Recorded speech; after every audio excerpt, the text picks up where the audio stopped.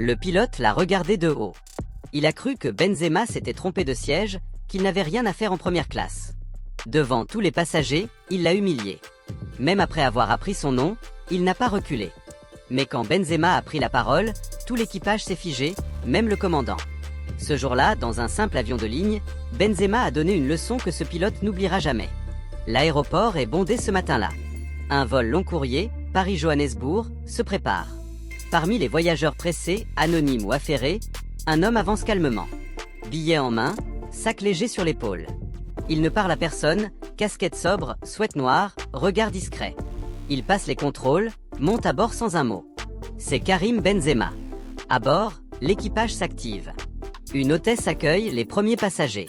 Puis soudain, un homme sort du cockpit, le commandant du vol. Il observe distraitement les passagers défiler jusqu'à ce que son regard s'arrête net. Benzema s'apprête à tourner à gauche vers la première classe, mais le pilote s'interpose. « Monsieur, excusez-moi. Vous vous dirigez vers la première classe ?» Benzema montre calmement sa carte d'embarquement. « Oui, c'est bien mon siège. » Le commandant jette un coup d'œil à peine, puis lève les sourcils. « Je pense que vous vous êtes trompé. Veuillez rejoindre votre place en classe économique. » La voix est sèche, l'attitude ferme, l'humiliation publique. Benzema reste silencieux une seconde, puis tend à nouveau son billet, sans hausser le ton.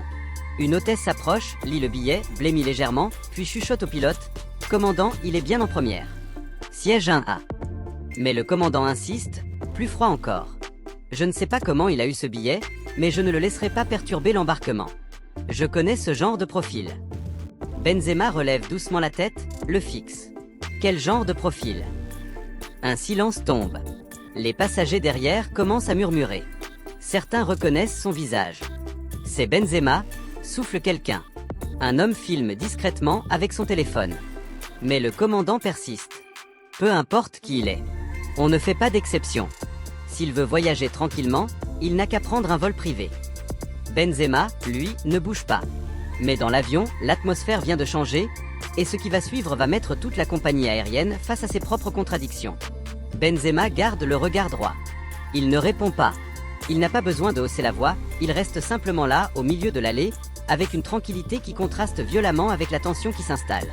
L'hôtesse, embarrassée, tente de rétablir la situation. Elle s'approche du commandant et chuchote encore. « Commandant, on ne peut pas le traiter comme ça. Tout le monde nous regarde. » Le pilote serre les dents. Il sent que la situation lui échappe, mais refuse de céder. « Je ne vais pas m'excuser juste parce que quelqu'un est célèbre. On applique les procédures. Un point, c'est tout. » Une passagère assise au rang 3B se lève doucement. C'est une femme âgée, cheveux blancs attachés avec soin, habillée élégamment. Elle regarde Benzema, puis le commandant. « Monsieur, dit-elle calmement, cet homme ne vous a rien demandé. Il n'a rien exigé. Il n'a même pas dit son nom. C'est vous qui avez décidé de l'humilier. » Le commandant tente de répondre, mais elle le coupe, toujours posée. « Vous savez pourquoi ça me dérange? Parce que vous l'auriez laissé passer s'il avait été en costume blanc et bavard. Mais là, vous avez vu un homme seul, discret, et vous avez cru que ça ne collait pas avec la première classe. » Le silence se fait. Le pilote, piqué, tente de se défendre. C'est une question de sécurité. On doit être vigilant avec certains comportements. « Quel comportement ?» demande la femme. « Être calme? Être arabe? Ne pas vous sourire? C'est ça, le comportement suspect ?» Le commandant la fixe, sans répondre. Benzema, lui, n'a toujours pas bougé. Il observe, il écoute, puis range lentement son billet dans sa poche et dit simplement à l'hôtesse « Je vais m'asseoir maintenant si ça ne dérange plus personne. » Mais au fond de l'appareil, plusieurs passagers filment déjà. Ce qui vient de se passer n'est pas une simple erreur, c'est une humiliation publique, et tout le monde l'a vu. Mais ce que personne ne sait encore, c'est que Benzema ne va pas en rester là, et que ce vol va devenir une leçon de dignité, de respect et de vérité. L'hôtesse accompagne Benzema à son siège. Les passagers s'écartent avec une certaine gêne. Certains veulent s'excuser d'un regard, d'un hochement de tête. D'autres, moins courageux, détournent les yeux. Benzema s'assoit calmement en première classe, sans un mot, sans un regard vers le cockpit. Le commandant retourne à l'avant de l'appareil, le visage crispé. Il a vu les téléphones, les visages choqués, les regards pesants. Il sent que quelque chose a basculé, et malgré son autorité, il sait qu'il n'a plus le contrôle total. Quelques minutes plus tard, alors que l'embarquement touche à sa fin, l'hôtesse-chef vient discrètement voir Benzema. Elle s'agenouille à côté de lui, à la hauteur de son siège. Monsieur Benzema, je suis profondément désolé. Ce qu'il a dit, ce n'est pas ce que nous sommes, ni ce que cette compagnie représente. Je m'excuse pour lui. Benzema baisse les yeux, puis les relève. Je comprends, ce n'est pas vous. Mais c'est lui. Et ce n'est pas la première fois que ça lui arrive, n'est-ce pas? Elle ne répond pas, mais ses yeux confirment tout.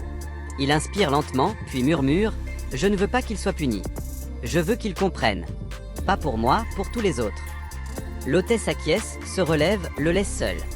Dans sa main, Benzema tient son téléphone, mais il ne filme rien. Il n'écrit rien. Il ferme simplement les yeux un instant, comme pour digérer la scène. Une demi-heure plus tard, l'avion a décollé. Les lumières sont tamisées, le silence s'est installé. Mais dans l'esprit de certains passagers, les mots du pilote résonnent encore. Au fond de la cabine, un homme en classe affaires ne tient plus. Il demande à parler à l'équipage. Ce n'est ni un ami de Benzema, ni une célébrité. Juste un homme, comme tant d'autres, choqué par ce qu'il a vu. Il leur dit une phrase simple, « On ne peut pas laisser passer ça. Pas cette fois. » Ce passager, un entrepreneur d'origine algérienne, costume sobre, ton posé, visage calme, n'a pas élevé la voix, mais ses mots traversent l'équipage comme une lame froide. L'hôtesse-chef l'écoute, debout à côté de lui, dans l'espace entre deux rangées. Il poursuit doucement, pour que les autres n'entendent pas, « Je n'ai pas filmé, j'aurais pu. Mais ce que je veux, ce n'est pas un buzz. Ce que je veux, c'est que cet homme comprenne. Parce que si même quelqu'un comme Benzema peut se faire humilier comme ça, qu'est-ce que vous croyez qu'on vit, nous, tous les jours ?» L'hôtesse baisse la tête. Elle sait, elle a vu d'autres scènes dans d'autres vols, mais là, c'est allé trop loin. « Je vais lui parler, dit-elle. »« Non, il ne vous écoutera pas. Il croit encore qu'il a raison. Il faut que quelqu'un comme lui l'entende publiquement, qu'il entende ce que ça provoque. Vous comprenez ?» Elle comprend. Dans le cockpit, le commandant consulte son plan de vol. Il tente de se concentrer, mais il sent une tension inhabituelle dans le silence du personnel. Les regards sont fuyants, les gestes mécaniques. Il sent qu'il a perdu la main, mais s'enferme dans l'idée que son autorité est toujours intacte. C'est alors que l'hôtesse-chef entre doucement dans le cockpit.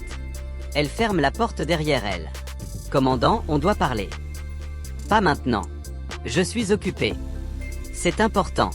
C'est à propos de ce qui s'est passé. » Il lâche un soupir, lève les yeux. « Quoi encore ? J'ai juste suivi les procédures.